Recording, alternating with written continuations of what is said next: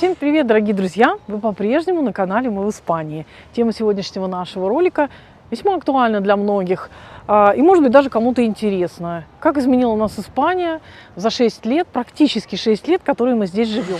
Когда-то мы снимали ролик на такую тему. Сегодня мне хотелось бы немножко добавить к тому ролику еще свои какие-то размышления и накопленный наш опыт. Так что, кому интересно, лайк, подписка и комментарий.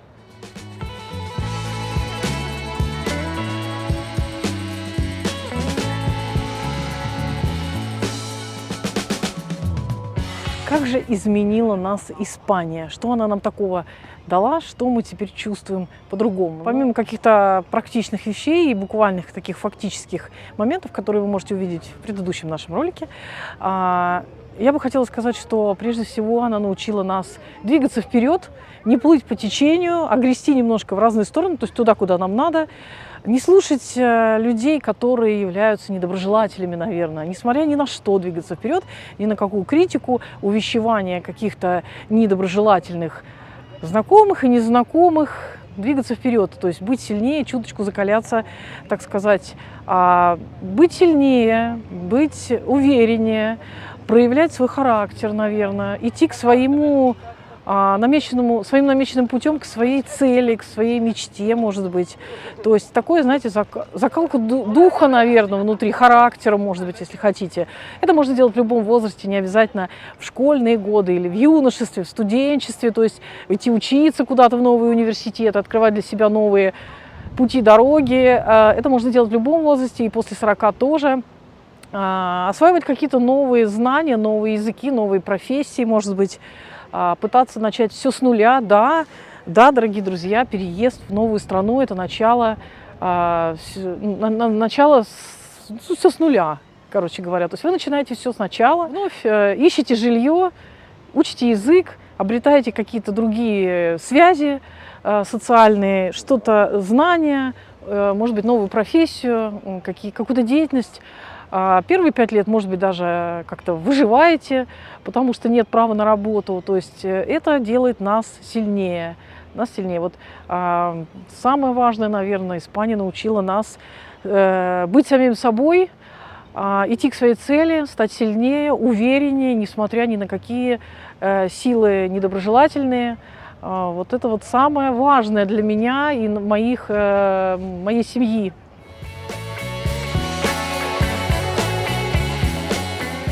Испания, дорогие друзья, научила нас верить в себя, не бояться, верить в свои силы. Это самое главное. И, знаете, не предавать, наверное, свою мечту, быть верным самому себе, наверное. Вот человек должен все-таки верить, наверное, в себя и двигаться к своей цели. Были ли у нас разочарования какие-то или чувство вернуться обратно и желание начать сначала, вернуться, да, в ту точку, из которой мы приехали. Вот у меня лично не было такого желания, наверное, не было и у всей моей семьи, то есть все, в общем-то, чувствовали мы себя комфортно, и многие сейчас спрашивают, тоже кто-то готовится к переезду, к эмиграции, и спрашивают, насколько тяжело адаптироваться, тяжело взрослым, тяжело детям. Все это индивидуально, дети, как правило, они быстрее изучают язык, вливаются в свою среду, взрослые, наверное, посложнее, может быть. Испания научила нас еще присматриваться к людям, не верить всем прям буквально,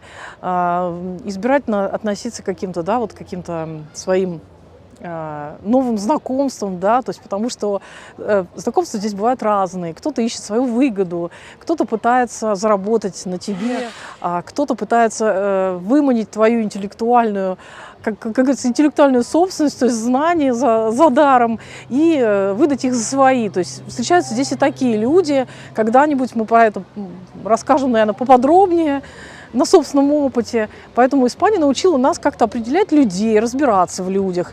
И когда мы написали про розовые очки, это, в общем-то, розовые очки были на нас для других людей, для нас на самом деле все было очень адекватно, мы все прекрасно видим, и научились еще больше разбираться в людях, наверное, и научили своих детей тоже в них разбираться.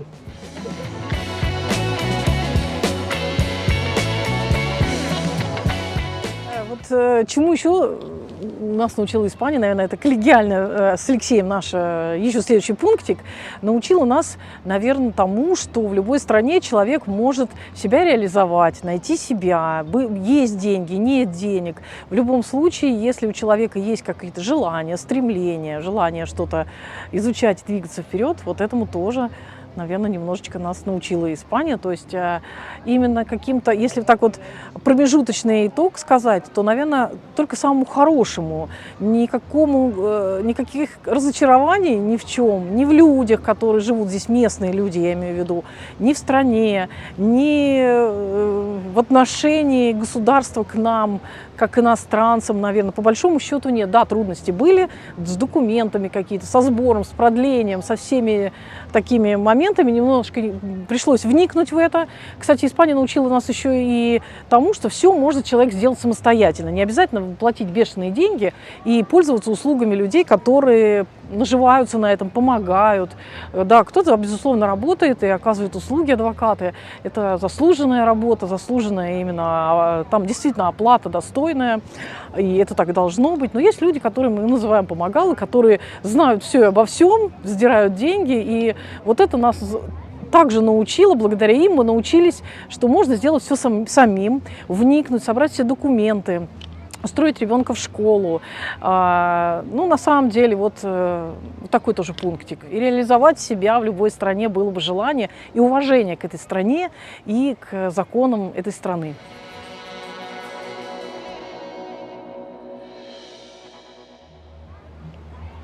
Живя в Испании много лет, мы, в принципе, здесь много перемещаемся. Мы стали изучать, помимо того, что саму Испанию, разные ее архитектурные, географические, исторические моменты, мы еще ездим в какие-то другие страны, Андорра, Франция. Ну, в общем, приезжая сюда, мы много путешествовали на машине по разным странам.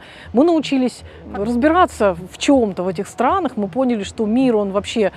Земное пространство – это все единое, и мы научились ценить это, мы научились ценить природу, наслаждаться тем малым, которое есть вокруг нас. Кто-то скажет, что это смешно или нелепо, и все это ерунда, но на самом деле даже те походы в горы, они дарят огромное удовольствие и познание того, что вот мир вокруг нас, он такой. То есть Испания сделала нас, ну, можно так сказать, такими свободными людьми, открытыми миру, разным людям, разным языкам, культурам, кухням и так далее. В Испании мы познакомились с людьми из разных стран, из Польши, из Франции, из Бельгии, из Швеции. Ну, я не говорю, что про наши страны постсоветского пространства, но вот в том числе из Германии. Естественно, мы стали осваивать новую культуру, новую кухню, вообще познакомились со многими интересными моментами, поэтому вот это тоже как бы пунктик, чему научила нас вот эта страна замечательная.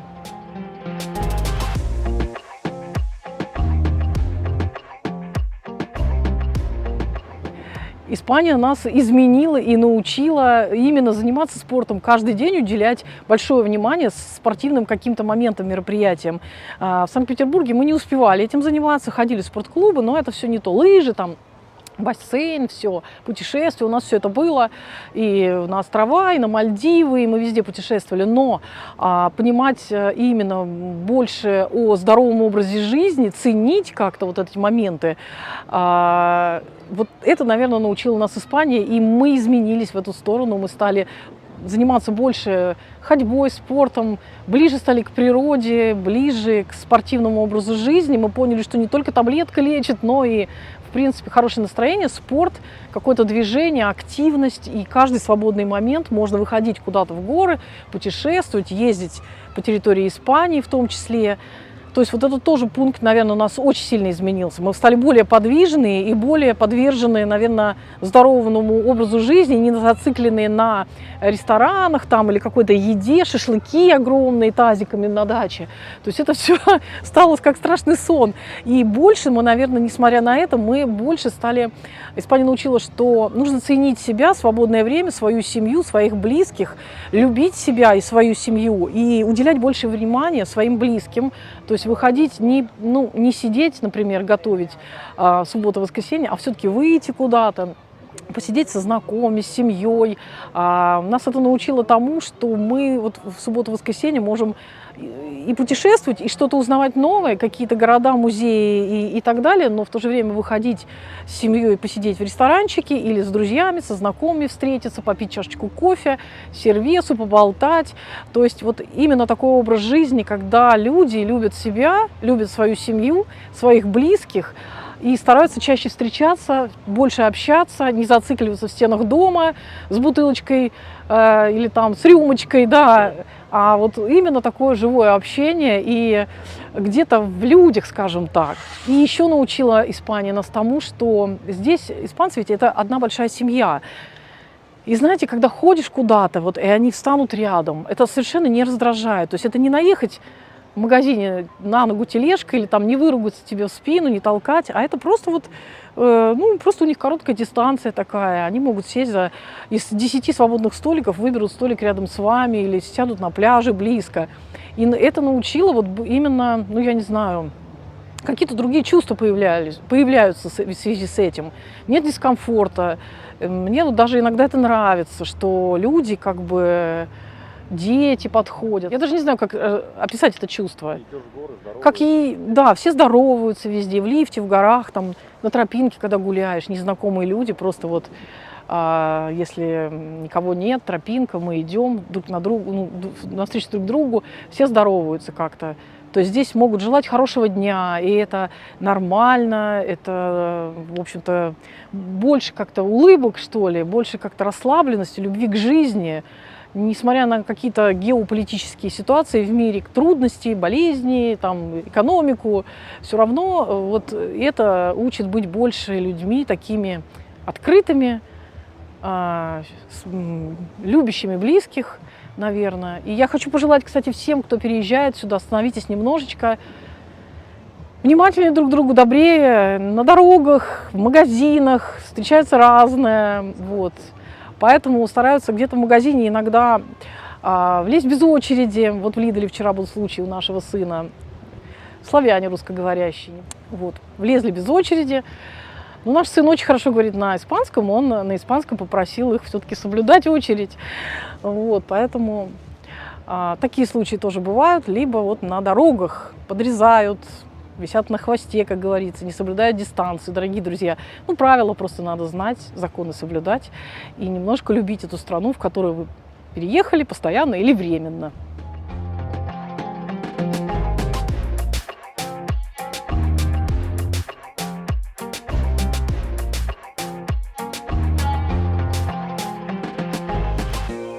Новая страна – это новые хобби могут быть. Мы, кстати говоря, поняли, больше стали внимание обращать на путешествия на автокараванах. Это тоже новое, наверное, новые познания в наших как бы головах. То есть, ну, какие-то виды спорта, наверное, Испания нам подарила. Больше гольфа стало, какие-то, наверное, знаете, еще творческие способности здесь могут у кого-то раскрываться. Переезд – это вообще очень важный момент. Здесь нужно подходить очень обдуманно, не верить слепо, не слушать слепо тех людей, которые снимают видео. Вот мы выкладываем, рассказываем на своем опыте. Все надо взвешивать очень тщательно. И, конечно же, если это действительно серьезное решение, обдуманное, важное, нужное и просто продуманное решение, подготовленное, то, может быть, переезд может быть более-менее спокойным и можно реализоваться. Но есть люди, которые сдуваются, как говорится, они не находят себя, говорят, скучно и уезжают обратно. Это тоже нормально, потому что мы все разные. Ну что ж, дорогие друзья, на этом все. Это вот то, что я сегодня вам хотела сказать, потому что были вопросы по иммиграции, по переезду. Это, опять-таки, наш опыт. Я не рассказывала те факты, которые вот практические, которые я уже записывала в каком-то ролике. Смотрите, будет, наверное, ссылочка или в конце, или сверху. Сегодня я хотела больше психологические такие моменты рассказать, как мы изменились. Кстати, мы стали больше улыбаться, на мой взгляд. Мы стали больше открыты, в принципе, наверное, более открытые люди. Но при этом мы всегда начеку, потому что знаем, что этим пользуются наши соотечественники, поэтому нельзя совсем уж быть такими, знаете, лопушками. Вот. Ну, на этом все, наверное. Если у вас остались какие-то вопросы, пишите обязательно, и свои размышления тоже, если есть что сказать. Мы постараемся ответить то, что знаем. Ну и удачи, добра, хорошего настроения, как обычно. Адьос, амигос. Встретимся вновь на нашем канале. Пока-пока.